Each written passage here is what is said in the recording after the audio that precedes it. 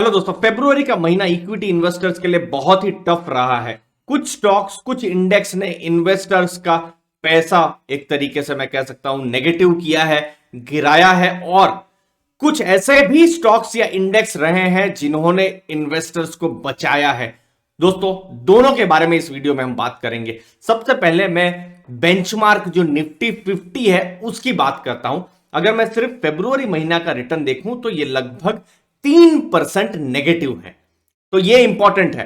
तो दोस्तों, ये इसीलिए मैं बता रहा हूं क्योंकि बहुत लोग कहते हैं ना कि हमको 10% रिटर्न चाहिए, 15% रिटर्न चाहिए। नहीं, ऐसा नहीं होता है।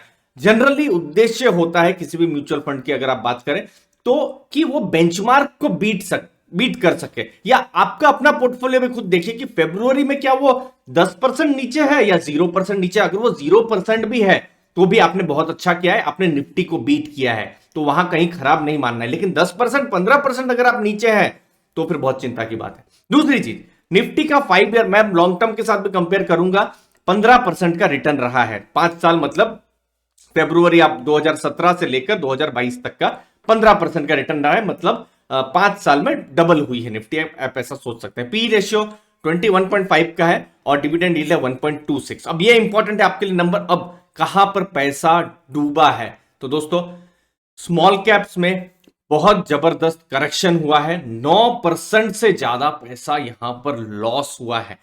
5 ईयर का अगर मैं रिटर्न देखूं तो 12% है। दैट मींस इसने निफ्टी को भी बीट नहीं किया है। तो ये एक इंपॉर्टेंट चीज है। यहां पर आपको रिस्क भी समझना है दोस्तों। बहुत बार अगर आप आप मेरे साथ जुड़े हुए हैं चैनल के साथ या फिर जो हमारे लाइव स्ट्रीम के साथ, मैं बहुत बार बताता था कि स्मॉल कैप में संभल के रहिए। क्यों? क्योंकि डेटा कह रहे थे कि वैल्यूएशन बहुत ऊपर है, कंपनी महंगे में मिल रही है, लेकिन फिर भी स्मॉल कैप्स के पीछे बहुत जा रहे थे। मैं स्मॉल कैप्स के अगेंस्ट में नहीं हूं। स्मॉल कैप्स में मैं भी मानता हूं ग्रोथ ज्यादा है, लेकिन उस समय में, या मैं कहूं 2021 में, या अभी भी कुछ स्मॉल कैप्स महंगे में मिल रहे हैं। तो ये एक चीज है। तो इसीलिए हमको रिटर्न भी देखना है लेकिन रिस्क को भी ध्यान में रखना है। तो अभी फिलहाल आप देखेंगे लार्ज कैप की जो बोरिंग कंपनियां हैं, जिनको बताया जाता है कि जो बिल्कुल पैसा कमा के नहीं देती है, उन्होंने स्मॉल कैप को बीट किया है। वोलेटिलिटी भी इनकी स्मॉल कैप की ज्यादा रही है। तो इसको आप ध्यान में रखें। इसीलिए मैं लास्ट में मैं बताऊंगा लास्ट में क्या करना है। पी रेशियो 26 है, डिविडेंड यील्ड भी बहुत ज्यादा नहीं है। तो ये एक चीज है, वैल्यूएशन का हमेशा ध्यान रखें। अब जब मैं स्मॉल कैप में तो 10% में फिर भी आदमी ठीक है। बहुत सारे इन्वेस्टर्स ऐसे भी होंगे जिन्होंने पेनी स्टॉक लेके रखे होंगे। मेरे पास तो नहीं है, लेकिन आपके किसी फ्रेंड के पास या किसी फैमिली मेंबर के पास है तो मुझे जरूर बताइए कमेंट सेक्शन में कि उनका क्या एक्सपीरियंस रहा है पेनी स्टॉक में। क्योंकि मैं एज्यूम कर रहा हूं कि उनका पोर्टफोलियो और ज्यादा डाउन होगा। रिस्क ऑफ रूइन जिसे कहते हैं वो भी मुझे लग रहा है। ऐसा ना हो तो बहुत अच्छा है, लेकिन पेनी स्टॉक की मैं हालत इमेजिन कर पा रहा हूं, बहुत खराब हो गया और उस पर मैं हमेशा नेगेटिव रहा हूं। अब मिड कैप इंडेक्स ने कैसा किया है? मिड कैप इंडेक्स ने, ये भी नीचे है ही, निफ्टी 3% है, वो 9% है स्मॉल कैप, तो ये 6.7% है। ये मतलब मिड कैप है तो कहीं बीच में ही है। लेकिन फिर भी मिड कैप इन्वेस्टर्स को 5 ईयर का रिटर्न 15.5% मिला है, जो कि निफ्टी के बराबर है, निफ्टी के आसपास रिटर्न है। तो फिर भी कुछ हद तक जो मिड कैप है उसने पोर्टफोलियो को बचा के रखा है। मतलब लार्ज कैप हो और मिड कैप हो, इन दोनों ने बचा के रखा है। पी जो है परसेंटेज नहीं रहेगा, 26.83 इसका रहेगा। डिविडेंड जो है 1.1 है इसका। वोलेटिलिटी थोड़ा ज्यादा रहेगी निफ्टी के कंपैरिजन में। अगली चीज, कहां पर सबसे ज्यादा नुकसान हुआ है, किस टाइप के स्टॉक आप चेज करें तो नुकसान हो सकता है? तो यहां पर दोस्तों हाई बीटा स्टॉक से बहुत सावधान रहे। उनका रिटर्न अगर मैं देखूं 1 मंथ में, फेब्रुवरी में 5.72 नेगेटिव है।